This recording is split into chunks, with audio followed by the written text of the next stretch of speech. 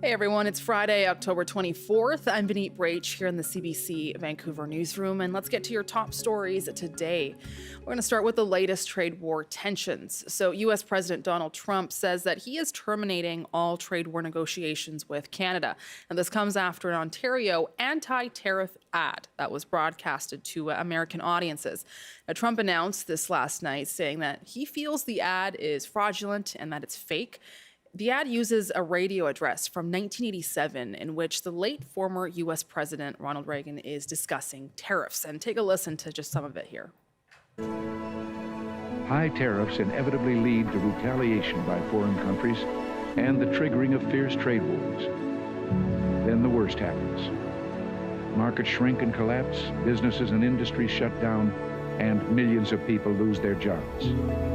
Ontario Premier Doug Ford, he is standing firm by the ad that was paid for by his government.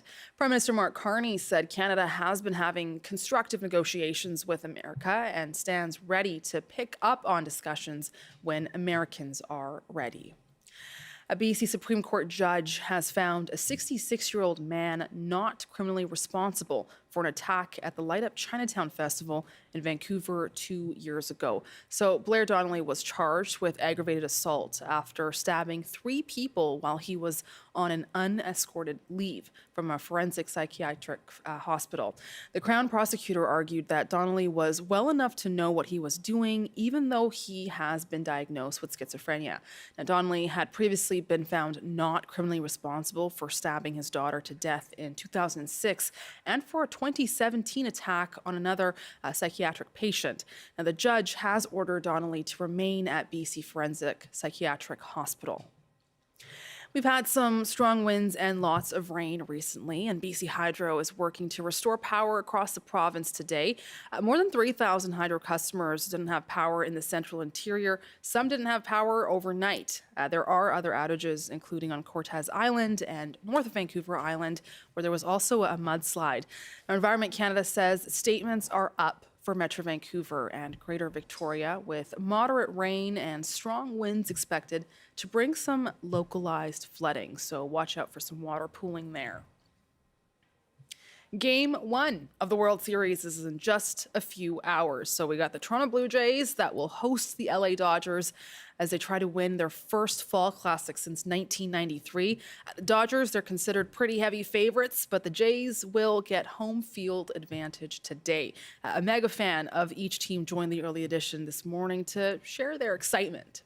It's going to be a tough assignment for the Blue Jays, but, I think we are the best team in the American League for a reason.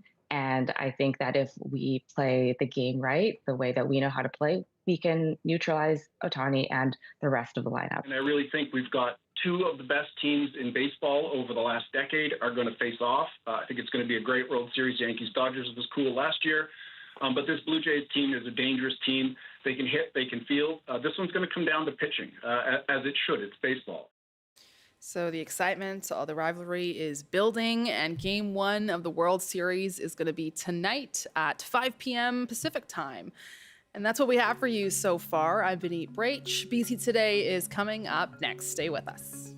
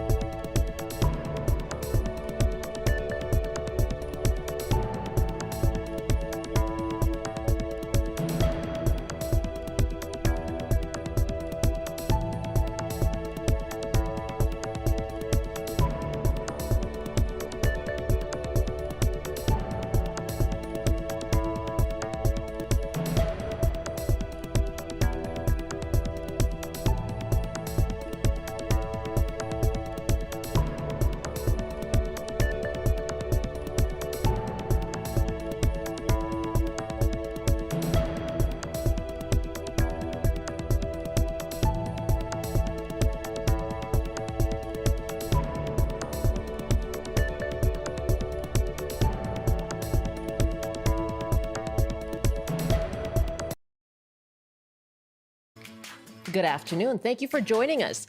Donald Trump throws yet another wrench into Canada-U.S. relations, announcing on social media late last night that trade talks were over in response to an anti-tariff ad released in the U.S. by the Ontario government. What will this mean for BC? Jobs Minister Ravi Kahlon will join us, and he'll take your calls. After 12:30, Brian Minter will be here. He will talk about pollinators, and he will spread some gardening joy. I'm Michelle Elliott. Welcome to BC Today.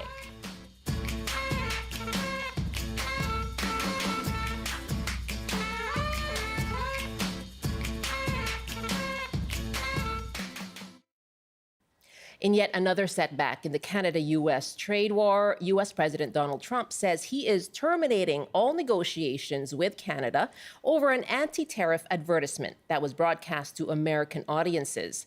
Now, the ad was sponsored by the government of Ontario, and it used a 1987 radio address of former U.S. President Ronald Reagan, talking about free and fair trade.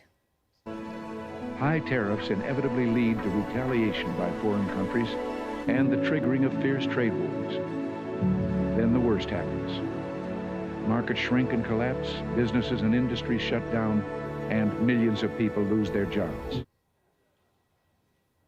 Trump took to social media to call off negotiations, lambasting the ad as fake. The address was edited down to fit the 1-minute TV spot, but the ad does not alter Reagan's words. The full speech addressed Reagan's reluctant decision to impose tariffs on Japan, but also mentioned long-term consequences that result from trade barriers. This morning, Prime Minister Mark Carney told reporters that Canada is prepared to continue trade talks, quote, when the Americans are ready to have those discussions. We can't control the trade policy of the United States. We recognize that that policy has fundamentally changed from the policy in the 1980s, 1990s, 2000s. And it's a situation where the United States has tariffs against every one of their trading partners to different degrees. Now, in the last hour, Ontario Premier Doug Ford posted on X that he will pull the anti-tariff ad airing on U.S. TV next week, but not before it's seen by millions more Americans over this weekend, as it airs during the World Series games. Ford said on social media he made the decision to pause the campaign after speaking with Prime Minister Carney so that trade talks between the two countries can resume. Meanwhile, BC actually is also making its own ads targeting tariffs on forestry. And this morning, Premier David Eby posted on X, Americans need to hear how tariffs raise prices. We are making ads to defend British Columbia and Canada's forestry workers. Our wood faces higher U.S. tariffs than Russia. Absurd. Truth will win. That's Premier David Eby posting on X this morning. Well, joining me now is Ravi Kahlon, BC's Minister of Jobs and Economic Growth. Minister, good afternoon. Good afternoon, Michelle. Thank you for having me. Thank you for joining us. I understand you're also able to respond to a couple of calls while we have you. Thank you for that. We are asking our audience as well, what do you think of the tough tactics then? Are they backfiring, or do you think Canada needs to fight back harder? And now we're going to ask those questions of the Jobs Minister, Ravi Kahlon. Our numbers as well, 1-800-825-5950, 604-669-3733, 604-669-3733. All right, Minister Kahlon, so many developments just this morning. I'm wondering about these BC ads that we're hearing about. First, are you reconsidering now that Doug Ford will pull the Ontario ad next week? Well, so many different things coming out of the Trump administration, and we're only midway through the day. So it's possible that we have more changes coming. And maybe I'll start by saying, Michelle, that I think that Ontario, BC, all the provinces have a right to speak to American citizens directly to ensure they understand not only the impacts of tariffs on Canada, but really the impacts on them in their homes, their jobs, their costs of housing, et cetera. And so, you know, we think that speaking directly to the U.S. citizens is important in this conversation.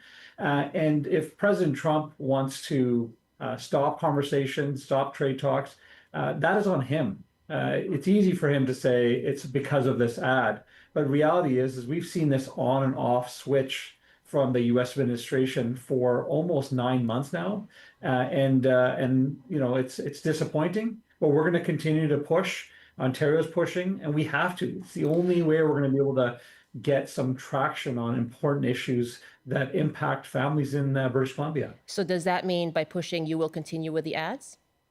Yeah, we're not spending millions of dollars on ads like Ontario, but we are going to be doing some targeted ads to ensure that the voice of forestry is represented.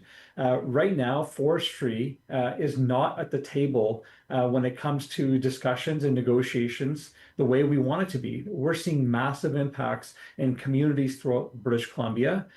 We appreciate that auto industry is important. We are fully supportive of Ottawa discussions with the U.S. government, but forestry is not getting the same attention. And so we have no choice. We have to go directly to the U.S. citizens, and we're going to continue to do that. And when will they air? When can people see them, and where will they be run? Well, we'll be putting targeted ads in November in some targeted states, in particular states that purchase products from Canada.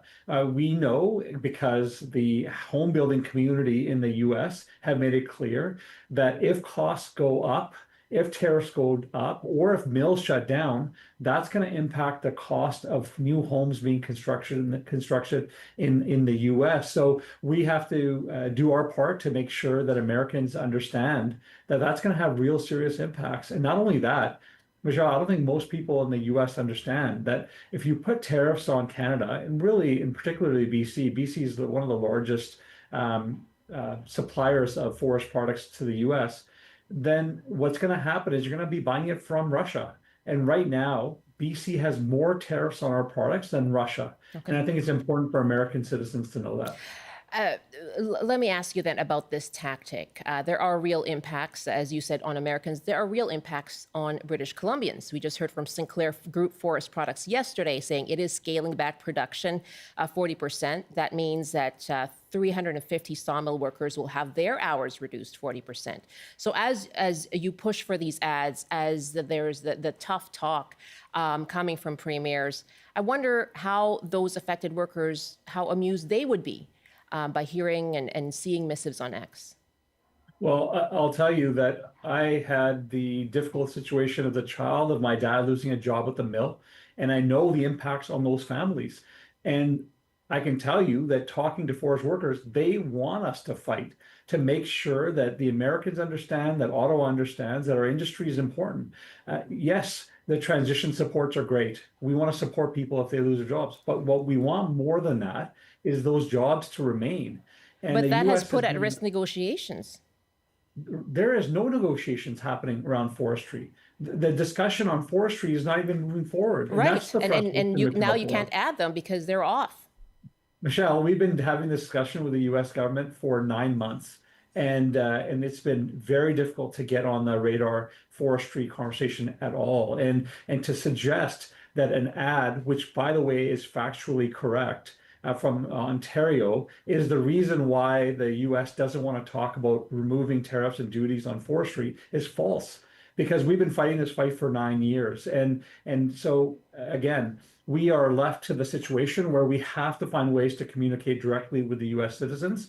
And if the U.S. administration says, hey, pause ads and we will talk forest policy, hey, that's great. We would join Ontario and others to stop. But at this point, we haven't heard that. And we have to do what we have to do to support this sector. It's really good to speak with you today, Minister. Thank you so much for your time. Yeah, I appreciate you having me, Michelle. I know you have a meeting to go to, so thank you for that. That's Ravi Kahlon, BC's Minister of Jobs and Economic Growth. So we're taking your calls. Do you think Canada does need to fight back harder with these tariffs? Or do you think that tough tactic is backfiring? How are you processing these latest trade war developments? Our numbers, 604-669-3733, 1-800-825-5950, or you can just hit pound 690 on your cell phone. Our email is bctoday@cbc.ca. Let me just take a call right now. Jan calling from Victoria. I know you've been waiting a little while. Go ahead, Jan. Well, I think the big mistake was when Carney came in and then decided to switch tactics. We were punching hard, and we were punching on point. We're not. Canada's not an aggressor, and I think the mistake was that we stopped fighting back. Do you mean lifting up. the countervailing duties and the reciprocal China tariffs? never gave up. Every time America jacked up tariffs, they jacked up tariffs, and so Trump he caved eventually because his handlers told him, "You're not going to win this." So we have to be tough, and we only fight back when we're attacked. And this is a war. We need to be in a war footing. This is an economic war. Jan, thank you so much for the call. Joining me now is Laura Jones, the CEO of the Business Council of B.C. Good afternoon. Thanks for being with us. Having me on the show. What's your first reaction to hearing that Donald Trump has canceled trade negotiations? Well, my first reaction in these things is always to zoom out a little bit and think about the whole trajectory and the arc of this journey we've been on. And of course, Canadians have been on a roller coaster, a tariff and trade roller coaster ride since January. And that feels like forever ago, but it wasn't that long ago that we were worried about 25% across the board tariffs and what that would do to the Canadian and the BC economy. And so we've been on this roller coaster ride. We've seen this movie before where the threat is bigger than what actually happens. That 25% across the board tariff did not materialize. In fact, about almost 90% of our goods are crossing the border duty free. So you think this is a bluff? No, I'm not saying it's a bluff. I want to be careful. I would never want to pretend to know what's in Trump's mind. But what I am saying is we have these we have sectors like forestry that are affected by. So in general, we avoided that scenario with the 25% across the board tariffs, but we have these sectors that are just terribly affected. So forestry, the minister was just talking about. I mean, the tariffs went from 35 to 45% just recently. I mean, this is devastating for the communities that depend on forestry. And so the goal of all of our politicians, the public interest here, is to get to a better place in the short term on these affected sectors, which include forestry, autos, and steel and aluminum. Those are the three big ones that are facing tariffs. Our second goal, of course, is to make sure we set ourselves up well for the upcoming CUSMA negotiations, the Canada-US-Mexico agreement, because right now that agreement is ensuring that close to 90% of the goods crossing the border are duty-free. And Canada went from being sort of the biggest, looked like it had the biggest target on our back in January, to actually being in across the board, with the exception of these terribly hit sectors, which we need to deal with, in relatively good shape. So I'm just saying that we need to understand the context here. And I would be hopeful that all of our politicians, we can debate the tactics and the strategy, but I would hope that all of our politicians are putting the public interest and the clear goal of getting those horribly high tariffs off those sectors and putting ourselves in a good negotiating position for CUSMA to keep those goals in mind and keep the public interest well above politics in this. When it comes to those negotiations, how concerned are you that provinces putting out ads and going about, I guess, pushing their concerns to a U.S. audience? How concerned are you that those kinds of tactics are getting in the way of those negotiations? Well, my concern would be if Ottawa and the provinces are not well connected and coordinated on our strategy. I mean, I think that I think the ballot box question when he was elected was who is in the best position to sit across from Trump. And I think the Canadian public made a call that was Carney. And I think that we need to make sure that we are coordinating again and putting the public interest above politics. Now, there may be more coordination than we know about behind the scenes of that, but that would be my hope, and I think really important to achieve the objective that we are trying to achieve. Okay, my guest is Laura Jones, who's with the BC Business Council, the Business Council of BC, the CEO there, and we're taking your calls. Do you think that these tough tactics, like the Ontario ad, BC putting out an ad as well, targeting tariffs on forestry products, do you think those are backfiring, or do you think Canada needs to fight back harder? Our numbers again, 604-669-3733, 1-800-825-5950. Pete is on the line in Vancouver. And what are your thoughts on this, Pete, and the tactics that Canada needs to take? Two things. One, stop calling them tariffs. Start calling them Republican import tax, and encourage everyone on social media to do that, because that's what they are. And I think Canadians need to sort of wrap their head around that there is a possibility. There's nothing Carney or anyone could do on Trump, and we may not get CUSMA renewed.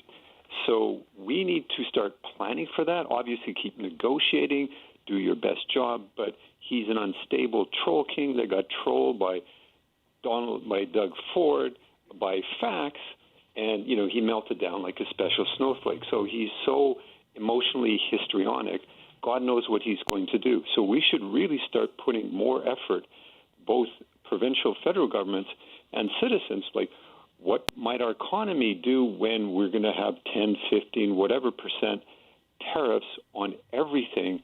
CUSMA may not be possible. We should start acting as if that might happen and planning for that, because, no one can control this guy. His own staff can't control him. Pete, thank you so much. Yeah, I appreciate your call. Greg is up next in Souk. Hi, Greg. Your thoughts on how Canada should respond? I think this is a huge mistake to be using taxpayer money as essentially counter propaganda to the Trump administration. There's no way that we're going to win that battle. We're not going to win that battle against the United States. Their connections to the big news organizations in the U.S. It's not. No matter how hard they try, they're gonna paint it. They can just paint it however they want, right? As the Trump administration always manages to do, they just they take the position of to the contrary, right? Oh, well, they're doing that because we're too strong or something. Okay. They're just gonna take advantage of it to make themselves look better, and that's the whole idea. So I see it as the opposite. I think that I think this is exactly what they want. They want an us versus them narrative, and that's what this looks like. It looks like an us versus them narrative, and I think they're playing to Trump's playbook in this. It's the wrong approach, and I think it's counter to negotiations. Greg, thank you for the call from Souk. And James is up next in Prince George. James, what are your thoughts on the tough tactics? Are they backfiring, or does Canada need to fight back? Well, first of all, I don't think it's tough tactics to have a commercial that accurately quotes Ronald Reagan about the harm tariffs do to the world economy. That's not tough, it's just truth.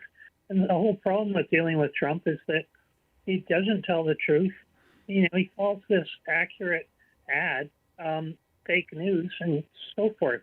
And the problem that we're really facing now is that Trump is already engaging in a propaganda campaign to make Americans think that Canadians are the problem.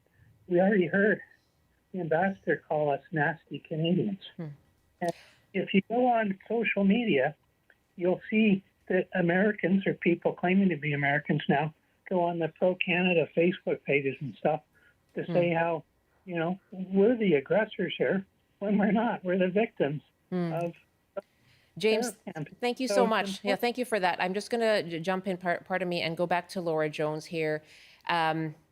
Obviously, a lot of thoughts about how Canada should proceed. You said earlier that you like to zoom out first, and it sounds like not react with a knee-jerk sort of reaction.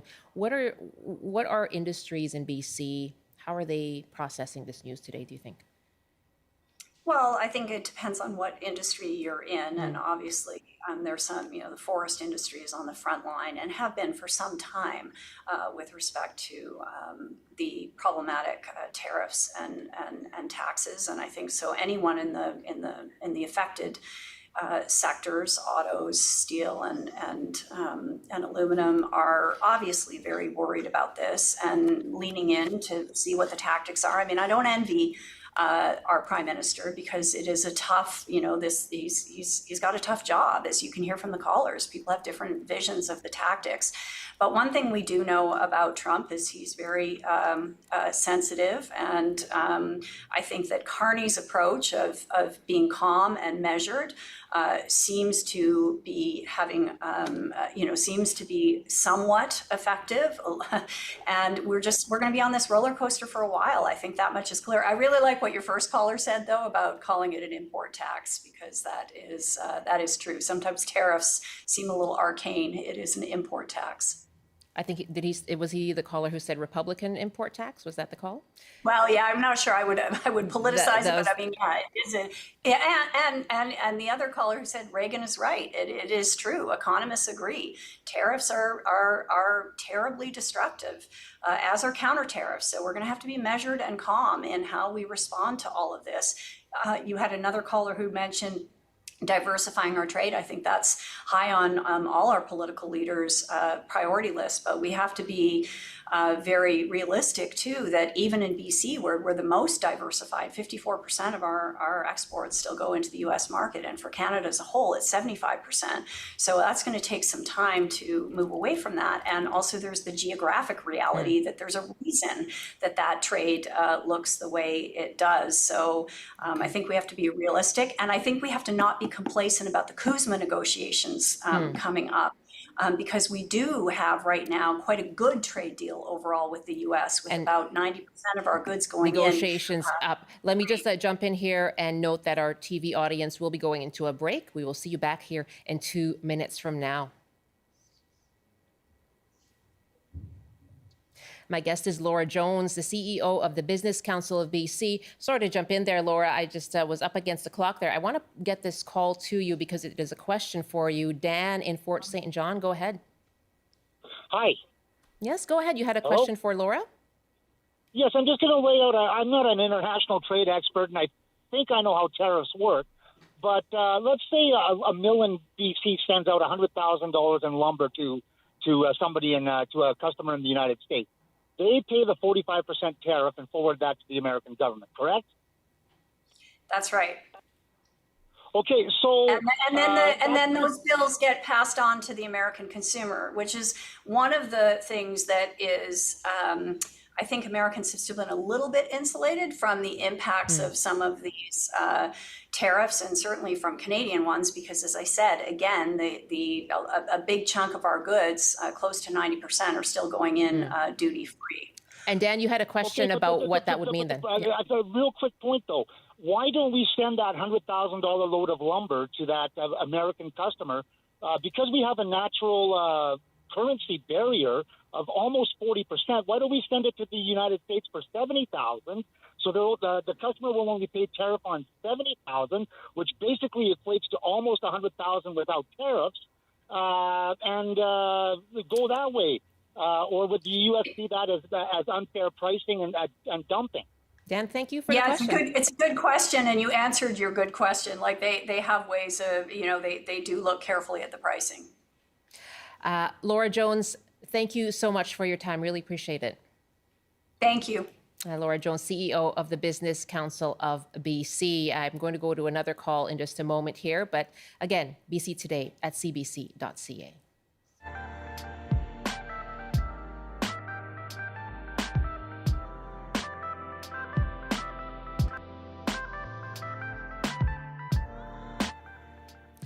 We have one more caller on this question of what should Canada's reaction be? What should Canada's tactic be? And Tina has been waiting in Vancouver. Thanks so much for your patience. Thank you for having me on the call. Yeah, go ahead. What are your thoughts then? Well, your question about if, one of the callers previously saying a taxpayer dollar should not be used for advertising like that, and I would disagree with that. I think the taxpayer dollars is actually well spent to talk directly to the Americans. At least we get to talk to at the grassroots level in that way. Now, I think that, we need to stand firm and strong and not kowtow to what Trump wants. Trump is wild and unpredictable, but he actually knows what he's doing. Trump wants Canadian resources, lumber and minerals. And what he is doing is really destabilizing the Canadian economy and our, commitment in order to try to forward his agenda to make Canada his 51st state. So that is actually a war tactic that he is actually using. Okay. So I think the Canadians need to make sure that we do not crumble under ourselves. And there definitely will be rough times ahead, but honestly, with Trump, is unavoidable. Tina, thank you so much for your call. Appreciate hearing from you in Vancouver. That's Tina joining us. It is now 12:31. My thanks to everyone who called us on this. Our email again is bctoday@cbc.ca. Right now it is 12:31. Time for a CBC News update. And here is Rob Zimmerman. Good afternoon. The man who stabbed 3 people at a Vancouver festival 2 years ago has been found not criminally responsible. At the time, 66-year-old Blair Donnelly was on an unescorted leave from a forensic psychiatric hospital. The justice in the case ruled Donnelly knew what he was doing was wrong, but his mental state and devotion pushed him to obey what he understood God wanted him to do. Vancouver police say a 17-year-old remains in custody after allegedly stabbing 4 people on the downtown east side Wednesday. Investigators believe one of the victims was targeted and the other 3 were bystanders. The suspect is facing charges of aggravated assault. And service is resuming on BC ferries routes after morning cancellations due to strong winds. Ferries are sailing again between Denman and Hornby Islands, as well as Swartz Bay and Tawasin. There are still cancellations on the Tawasin to Duke Point route. And now the forecast. Rainfall warnings continue for Howe Sound and eastern sections of Vancouver Island. On the north coast, showers this afternoon with a high of 8, highs to 10 with a chance of showers in the Peace. In the central interior, periods of rain with the temperature falling to 3, highs up to 14 with periods of rain in the West Kootenay, a bit of sunshine in the East Kootenay. In the southern interior, periods of rain with strong winds and a high of 15. And for Metro Vancouver, Greater Victoria and the Fraser Valley, more rain this afternoon, windy in some areas with highs to 15 as well. That's your CBC News update from Vancouver. Thank you, Rob. That's Rob Zimmerman in the CBC Vancouver newsroom. I have a feeling I know what Rob's going to be doing tonight. At around 5 p.m., the World Series returns to Canada for the first time in decades. 32 years to be exact. Game 1 goes this afternoon, 5 p.m. from Toronto, with the American League champion Blue Jays taking on the National League champions, the LA Dodgers. Now, rookie Trey Savage, former Vancouver Canadian from earlier this summer, will be the starting pitcher for Toronto. Earlier this morning, the Jays announced their roster for the World Series. The CBC's Dave McCormick told Artie Pohl on CBC News Network about the much-anticipated return of one of the team's best players. Now, this one's not necessarily a surprise, but Bo Bichette's on the roster. Okay. So that's a big deal. He's been injured for over a month, and he missed the American League Division Series, and he missed the American League Championship Series. So he's on the roster. The question is, how healthy is he, and where is he going to play? Because including him on the roster, we have the board of the roster, by the way. We can put it out whenever you guys want. Having him on the roster opens some questions for the Blue Jays. He is usually the shortstop. The shortstop is a very demanding position. He was on the injured list with a sore knee. Can he play shortstop? Is he healthy enough? If he's not, where can he play? Can he play? He's been taking ground balls at second base over the last few days. Is he going to play second base? Or is he going to be put into the designated hitter spot? For our viewers who aren't sure what that is, the designated hitter spot is a player who only hits and doesn't play in the field. If he goes there, where does George Springer go? Because George Springer right now is the designated hitter. So it's a big puzzle. I appreciate that. A bit of a primer there, because as a bandwagoner as of today, it's all very exciting. I will be watching tonight too.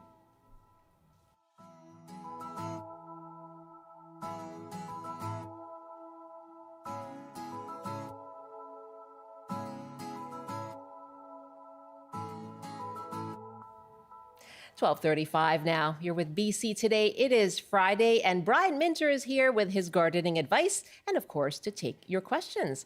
Our number is 604-669-3733, 1-800-825-5950, or just hit pound 690 on your phone.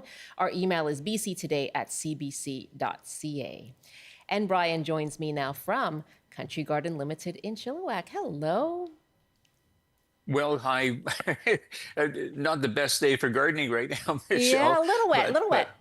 And that's why when we talked this morning, I thought something really appropriate would be our industry worldwide is really good about webinars and sharing information. And I just attended one a few days ago, and Dr. Harlan Patch, who is a professor at Penn State University, they have 35 people working on the whole issue of pollinators and how important they are, what their habitats are, and describing the plants that they love and they're attracted to, and it's just incredible information, stuff that I'd never really known before. But the thing is, when our Earth began, it was basically ferns and conifers, and in terms of pollinators, they need flowering plants. Anything that flowers is really, really important. In terms of you're thinking about a garden and so on, yes, you can do your landscape design, but you must have, if you're really interested in helping pollinators, you must have flowering plants somewhere. And of course, biodiversity is very, very important. Now, the interesting thing is in terms of analysis and research, annuals are okay for pollinators, but perennials 4 times more valuable in terms of having pollinators come to your garden. And of course, the fact that they repeat year after year is very, very important. And there's many things that pollinators look for. They're very, very sophisticated insects, far than we give them credit for. But it is the scent, the fragrance of plants, the color, and a certain UV pattern, the type of corolla that the insects have to get into to get nectar and pollen, which is very important as well. And interestingly enough, it's the taller plants. Like in today's world, we want shorter perennials, and so we can have limited space. It's the taller perennials that are far more attractive to pollinators, which is an interesting thing to keep in mind. And in terms of, if we spot a few things here and there as we pick up a few plants to attract pollinators to our garden, the more flowers you have consistently, it will make your home more attractive to pollinators. That's very, very important. So you need lots of them and over a longer period of time, which is really important. And, in terms of our thinking about native plants, now we're always talking about local native plants. Those are the ones that are important. But in terms of some of the breeding that's being done through their research, they're finding out what types of nectar, what type of pollen that insects like. And by taking and breeding flowering plants, perennials in particular, what we're able to breed today in traditional breeding is making perennials far more attractive to a larger number of pollinators, which is really important. So we think well, native plants are always the best. Yes, they're important and they are incredible. But what's going on right now is we're making our perennials more attractive to more pollinators, and that's really something to keep in mind. Bees, by the way, are the most sophisticated of all pollinating plants. They really know what they want, and they're very specific about what they want in terms of pollinating plant. And it's interesting that in terms of a new consumer today, it's basically youngers. In terms of people's attitude towards purchasing plants, they're 60% more likely to buy a perennial if it is a pollinator attractor. That's very important today. And that's interesting because we see our next generation is really thinking it's not just about color for me, it's about what is the value of the pollinating plant, which is really very, very important. And there's this whole thing. There's a Dr. Emily Erickson is one of the 35 people. She spent 3 years from as early as flowers would be opening until the end of the season, looking at insects, studying insects, the type of insects, and the type of plants they're going to. And she's made a lot of very interesting studies, which is because we look. And the thing and by the way, July in terms of pollinators in your garden is by far the most important month in the Northern Hemisphere. Longest days, longest number of flowers, or the greatest number of flowers in bloom at one time. And they like sunny weather, just like us. they prefer sunny weather rather than rainy weather in terms of going out, which is, I think, very interesting. And the other thing that's going on right now, I think the exciting thing coming is that Penn State University is working on an app called it's a pollinator app where you could participate by studying plants and letting them know which plants are coming to, are attracting which different type of pollinators.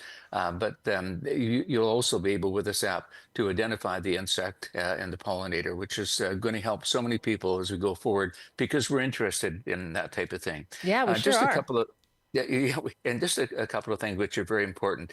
There was a lady from Winnipeg who said, listen, she was with the university back there saying, we did everything to attract, monarch butterflies. So, we put, all the things that they love the best, the Asclepias and so on. We got no monarchs.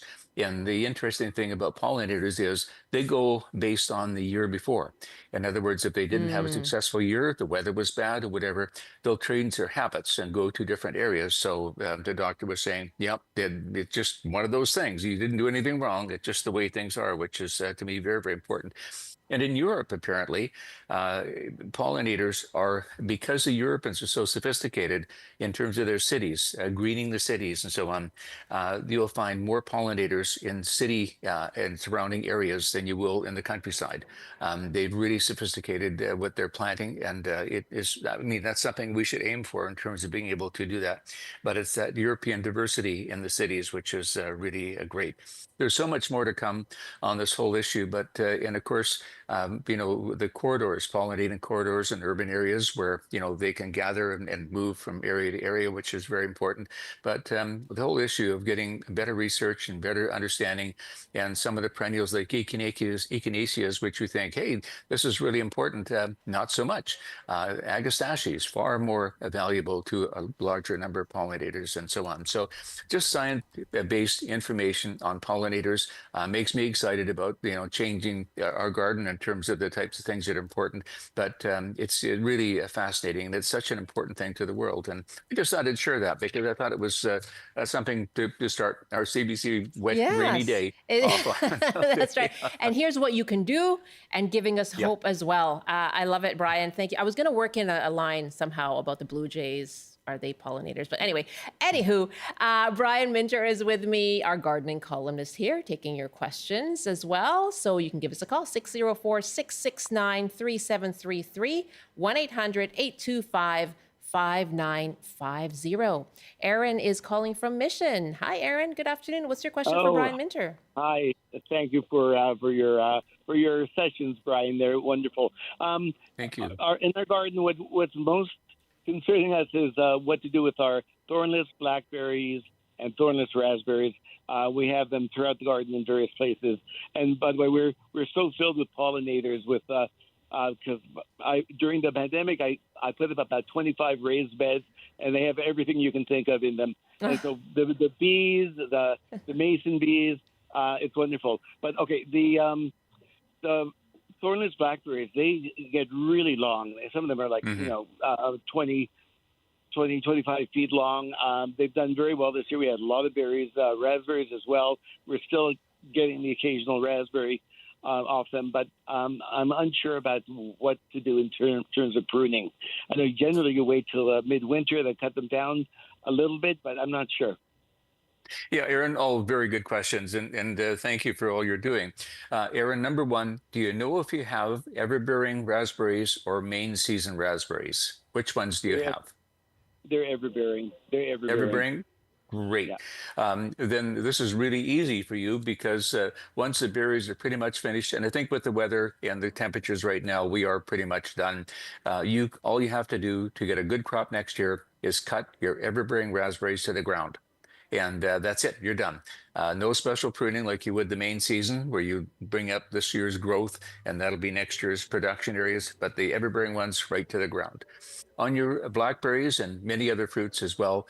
And sometimes in the home garden, if they're that long, I mean, they sound extremely long. What you want to do is kind of a combination of two things.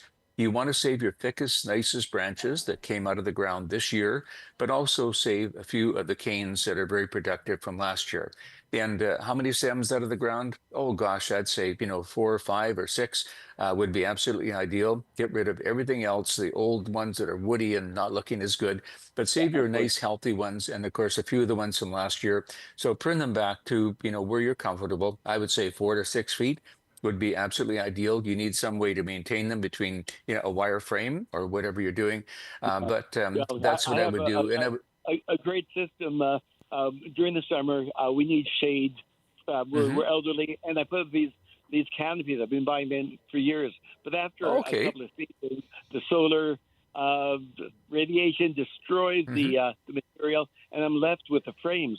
Well, I have the frame situated around the garden, and I've trained the blackberries on them. Plus, they've been useful for training peas and beans and what have you. And I've got the mammoth nasturtiums that are still all over. Well, that sounds wonderful. But anyway, do get them down because you need the new. When you do push them down, you have new growth coming up, which you need for next year and the year after. So essentially, if you can get them back to 4 to 6 feet at this time of year, you know which canes to save right now on your thornless blackberries, and that's it. That's all there is. I would put some well-rotted manures on your berries this time of year, or sea soil or something like that to enrich the soil a wee bit, and then we could feed them in the spring, and then you're done.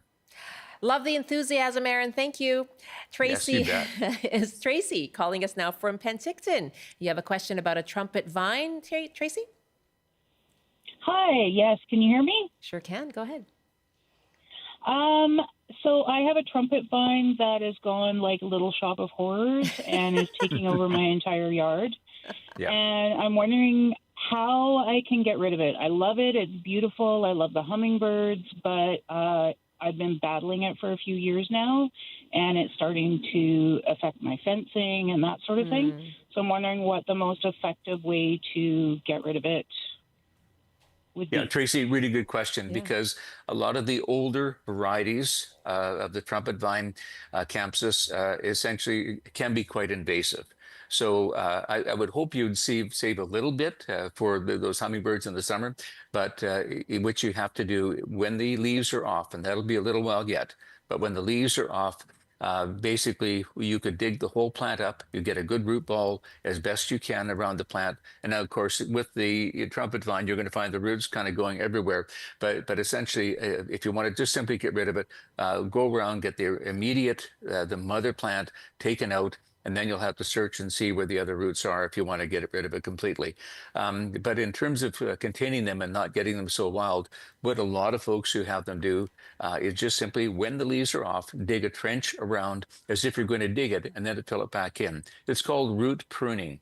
And when you do that, oh my gosh, the trumpet vine becomes so much more well-behaved and doesn't go as crazy. But that little bit of root pruning at this time of year would be great. But if you do want to take it out completely, you have to dig the whole thing out and then search for the subsequent roots that are going out beyond.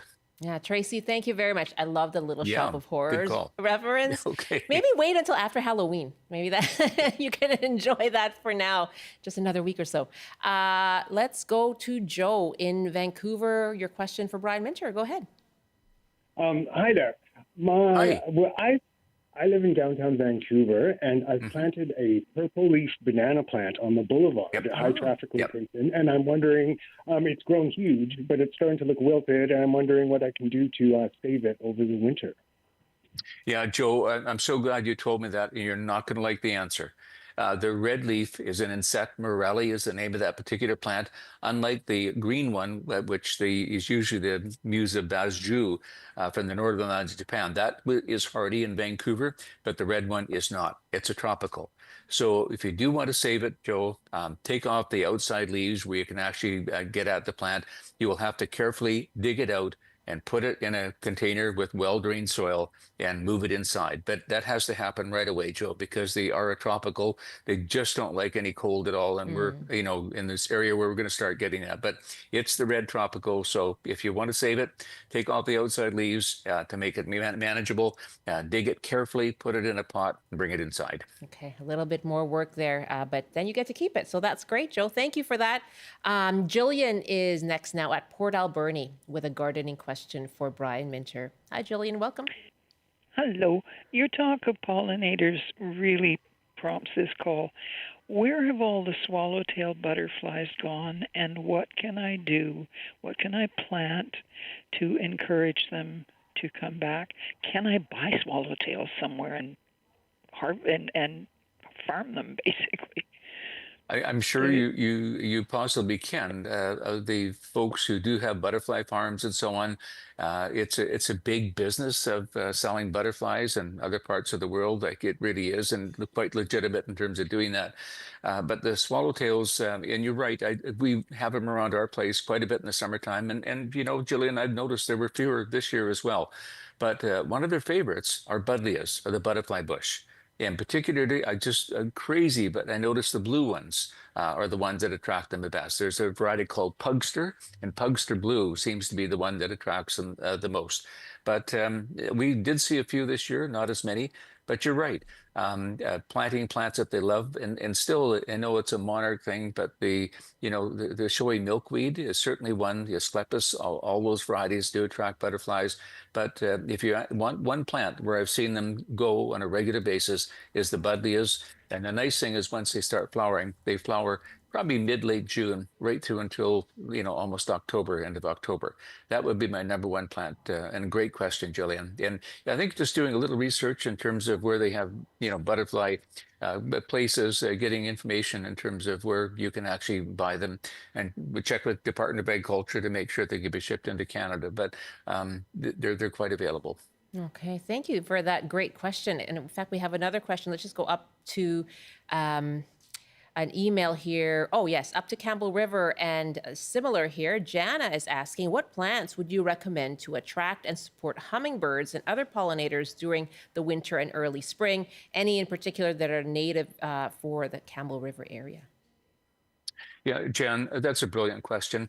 Now, I know there's some problem in getting them, but one of their absolute favorites are the Mahonia, particularly a variety called Winter Sun. And there's some issue with CFIA in terms of getting them in, but it is a winter blooming Mahonia. And they go nuts over that over and over and over again. So that's certainly one that is available, though, and we find them already all over them like a dirty shirt. And those are and great for Campbell River, the winter blooming or Sasanqua camellias. They just love those. And we have them open right now, and hummingbirds are there in terms of being able to do that. But those two in particular that do flower most of the winter are their favorites. The other thing I would notice that and probably the best, the whole series of Cuphea. Cuphea right now, we just leave some uncut back in a greenhouse, open the doors, and they come in. We even leave them aside. But the Cuphea, particularly some of the proven winter varieties, Vermilion Air is one, just over and over again. The other thing I noticed, that they had a planter in front of my office with the late blooming salvias, the purple salvias in particular, dark purple. Oh my gosh, they're there every day, several times a day. And they'll hang in until we get frost and so on. But the Cupheas in particular, we also notice some of the red salvias they're going after as well. But those are some of the ones that are really important, but particular for something consistently over the winter continuously. The Sasanqua camellia is certainly number one. Jana, thank you. Good luck to you. Let's go to the interior now, and Heather is on the line. Hi, Heather. Go ahead. You have a question for Brian on raspberries? I do. Thank you, Brian. And Michelle, I have several raspberry plants that have done very well this year, but I'm hoping next year they'll do even better. And so my question is, do I need to cover them this winter? I didn't last year, but I thought if I kept them warm, maybe they'll do better next year. Yeah, and where are you phoning from, Heather? Penticton. Well, Penticton? I live in Oak You're Falls. right. You're on the edge in Penticton. And Heather, just so you know, there are very hardy varieties for the interior, like Boyne, Boyne is certainly one. And I would, instead of looking at traditional varieties for your area, I would look at some of the hardier varieties, number one. And but that's a very good question, though. I would mulch them rather than basically trying to, make sure you do all kinds of different things, but just some mulching around the bottom. That protects the roots where all the new growth is going to come this year. And to be very honest with you, when we do get the period of really cold weather, there's most garden places would have what is called a frost blanket.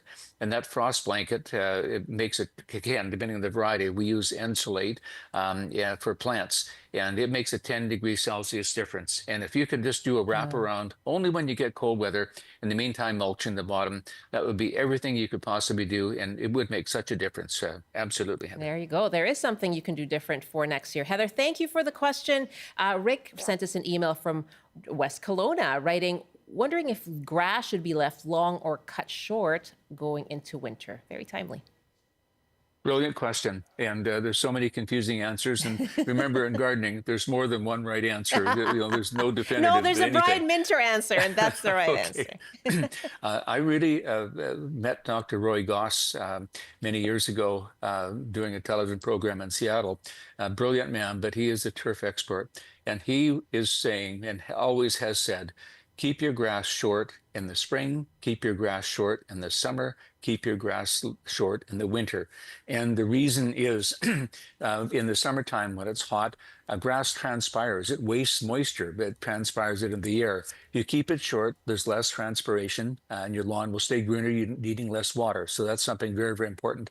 The wintertime too, cool weather, damp fungus, you know how that always appears, so many different types of long fungus. If you keep it short, so much the better. And the other thing is, the other part of that is if you aerate at this time of year, when you can take a pencil and push it into the ground is soft enough to aerate.